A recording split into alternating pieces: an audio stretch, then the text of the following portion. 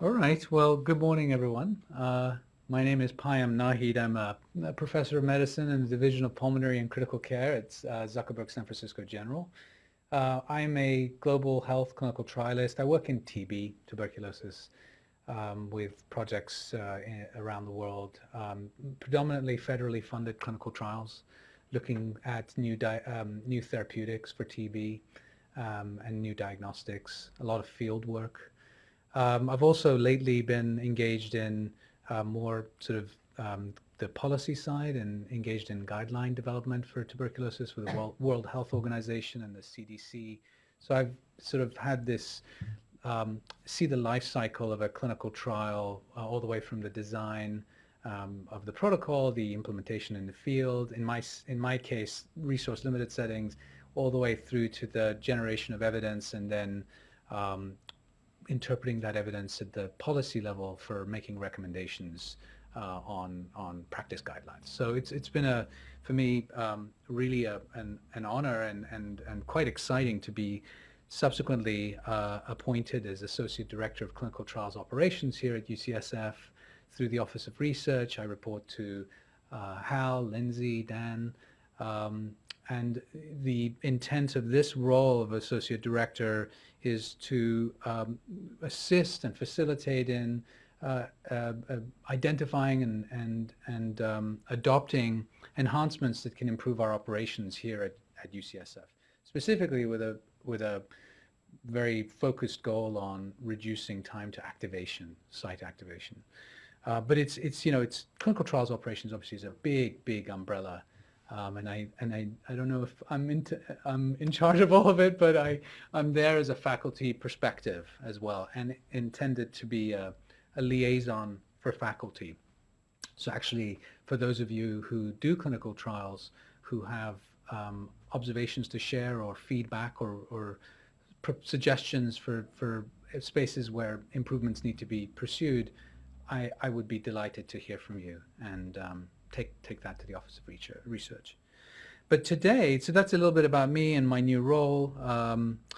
I wanted to take a moment to sort of introduce a few other key folks in CTSI, because today we're going to talk to you, it's like an informational seminar about CTSI, some of our resources, general background. CTSI, obviously a cross-school, campus-wide institute that's I think primary responsibility is to provide infrastructure services and training for the clinical and translational research that we do at UCSF. And there's going to be a lot more coming from Molly about the services. One point that is, for those who are online and you have questions, the proposal is to email nushin.latour@ucsf.edu. So during the seminar, if you have questions, please send them there. Just an overview of the suite of services that CTSI provides is shown here. I'm not going to go into great detail on all of them, but you can see there's everything from biospecimen resources, systems that have been designed for QC and management of biospecimens that may be of value and interest to researchers and trialists in the room. There's a catalyst program, sort of a translational accelerator, if you will, a startup concept with some access to industry partners, potentially consultation to help build that idea out and its potential commercial value. There's the CTSI training programs, which I hope everyone is familiar with, that include early stage investigators and other opportunities for training. And then there's clinical research services, which have been incredibly popular. These are the sort of infrastructure and research services around clinical research coordinators, training clinical research coordinators, kind of bringing them to an understanding of the standards relevant to conducting clinical research, certifications that come with it as well. And this is going beyond your usual sort of GCP, HIPAA trainings. It's much more hands-on and a terrific program. There's consultation services, community engagement and policy, informatics and research innovation, and there are programs to facilitate participant recruitment and diversity in the recruitment as well. But what I've been charged to talk to you about is something that is under my, oversight at UCSF, is that I'm the medical director for the Trials Innovation Network for UCSF. And I just wanted to give you a bit of an overview of the TIN and see if it's of interest to you as trialists and researchers. So actually, just by a show of hands, how many people have heard of TIN? Okay, well that's good. That's a handful, a few people. I take one of my charges to be to spread the word on TIN to the faculty at UCSF across the schools, because I do think this is an interesting resource and opportunity for us to access. So in effect, it's a national collaborative initiative. It's meant to improve investigator-initiated multi-site trials. It leverages a number of resources that have been already invested in for CTSI. And the idea here is, like the mission is shown here for the TIN, is that this is to accelerate planning, implementation of high-quality multi-center trials. And also this concept of a national laboratory to study and understand multi-center trials. So we as a TIN hub across the many CTSIs are a part of this sort of network wherein we can access other investigators, other collaborators for trials we want to conduct in a multi-centered fashion. We're also part of an experiment, if you will, or a study to look at how the hub works, how the TIN works, and how it optimizes clinical trial design and conduct. So that's another kind of interesting part of this. There's the web link, Trials Innovation Network. We encourage you to go there. In regard to eligibility, it's frankly any UCSF investigator across all the schools could request, TIN services. So this is someone who has an interest in conducting a multi-center trial, and conversely, investigators from other hubs can come to UCSF and ask if we are interested in collaborating with them. So it goes both directions. For one of the things that I've been sort of reflecting on is where does TIN fit best for UCSF faculty, and I'll show you a few examples that might sort of help give you a kind of a better perception of where it might fit for your research interests. I think that it would be, for example, an opportunity that particularly is useful for early stage and mid-level investigators who perhaps don't have access to networks already. It may be useful for very senior investigators who have a unique research question that, frankly, the networks that they already have established and built over their career isn't quite aligned with. So there's a number of ways where it could be valuable. Obviously, some people will have networks well established, funded by the federal government, that are dedicated to a disease domain, and so you'd want to use those. But this provides some more flexibility in sort of trial network capacity.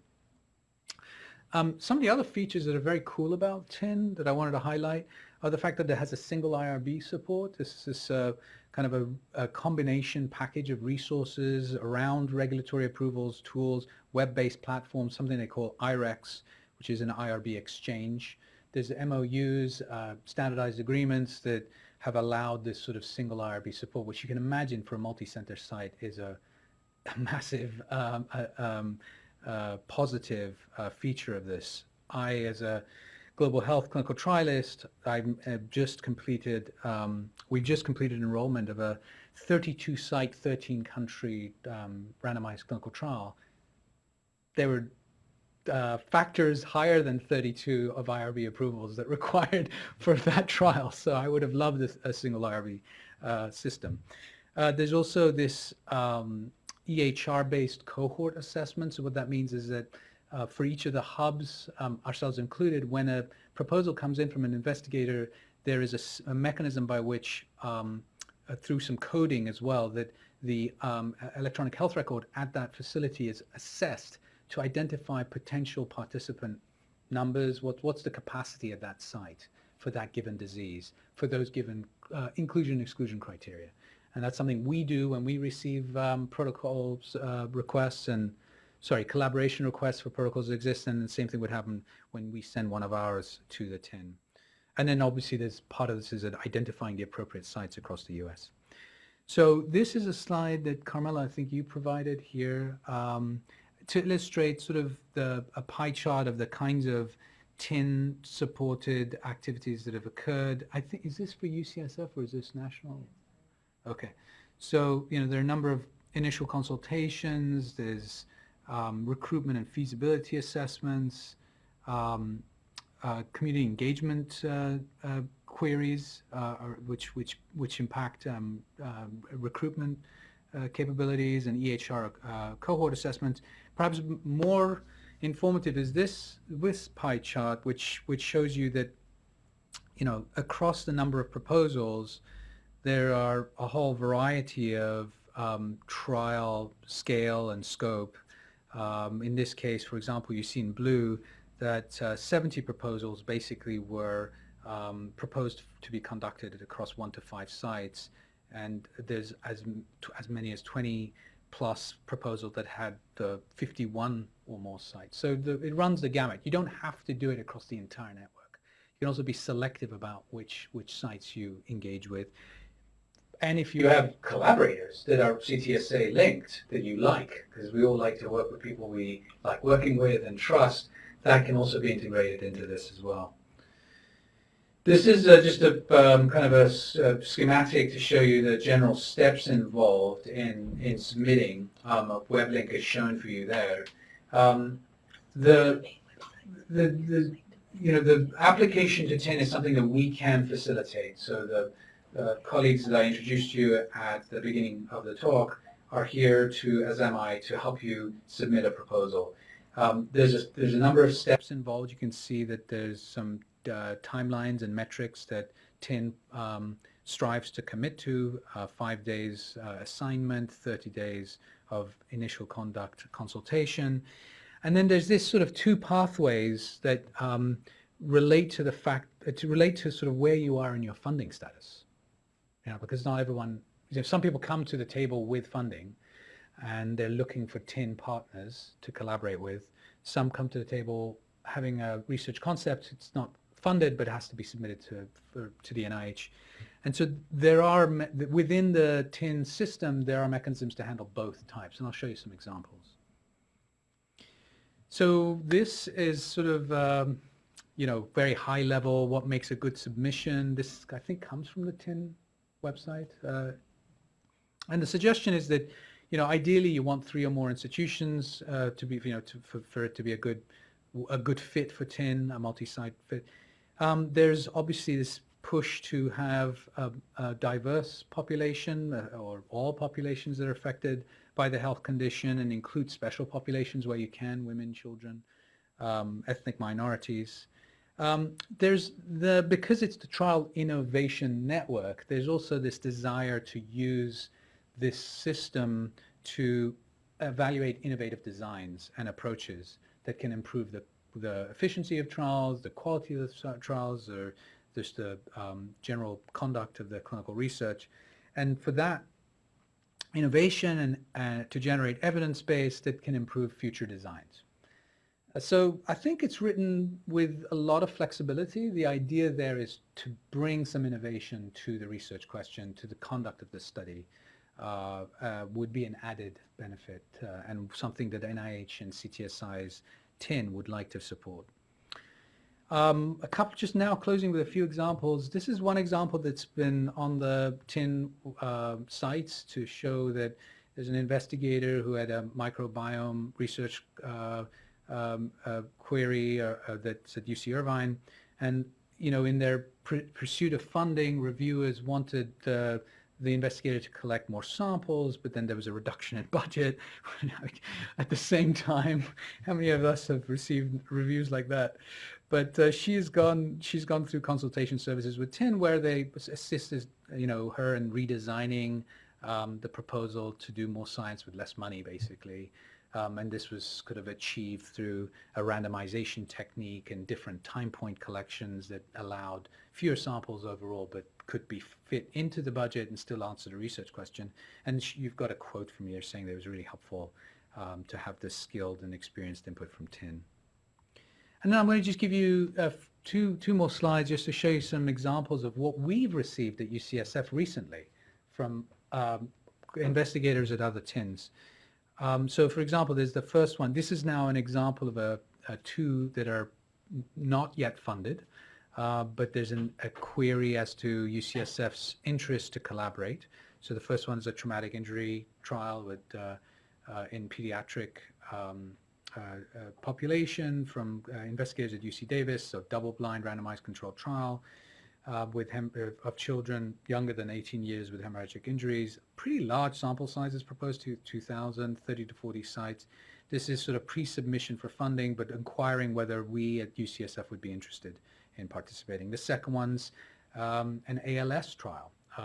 And this is by Dr. Barron at University of Kansas and uses an innovative sort of efficacy effectiveness 2 trial design, which has, well, I won't go into it, but that as an example of an innovation in design, that's one of the features of this particular proposal.